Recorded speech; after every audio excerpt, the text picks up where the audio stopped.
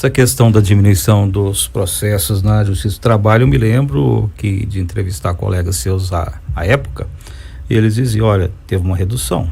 Na época... Logo após, mas depois, com o passar do tempo, disseram, voltou tudo outra vez, não mudou nada. E outra questão, lá no início também, falava-se muito do pessoal que estava gostando do trabalho como PJ, né? Sem formalidade ou mesmo sem ser PJ, mas não tendo aquele vínculo com a empresa.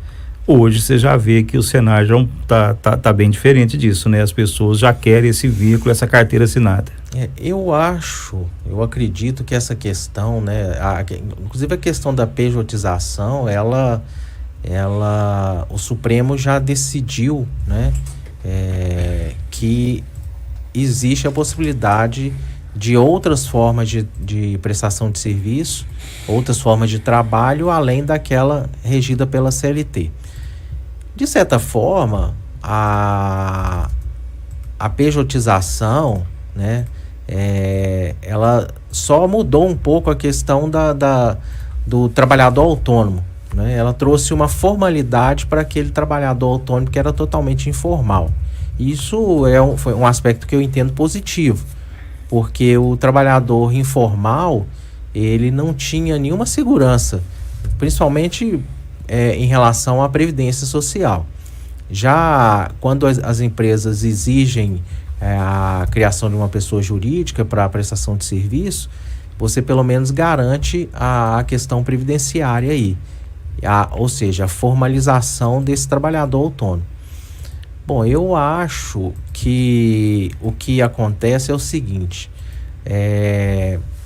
no Brasil a gente tem eu acho que tanto nesse cenário, tanto empresas quanto trabalhadores, eles não mudam a cultura, né? Você cria uma legislação, mas não existe, e de certa forma nenhuma norma muda a cultura, né?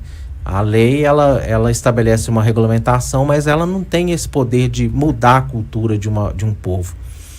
O brasileiro, ele não tem essa cultura, né, que, igual a gente estava conversando um pouco antes, né, da gente iniciar a nossa entrevista aqui, a relação dos trabalhadores nos Estados Unidos, por exemplo.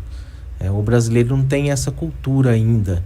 Eu acredito que com o tempo a gente vai ter essa cultura também.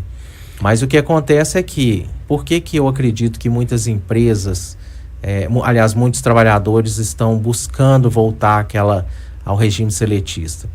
Porque a ideia, quando eu opto, né, de certa forma, é uma opção por trabalhar como PJ, eu tenho aquela ideia de que eu vou ser compensado de alguma forma na minha remuneração. E o que acontece? As empresas, né, na maioria das vezes, eles não fazem essa compensação. Então é aquela coisa, eu tiro todo o direito daquele trabalhador, né? E direito que eu falo em relação ao regime seletista, ou seja, a consolidação das leis de trabalho.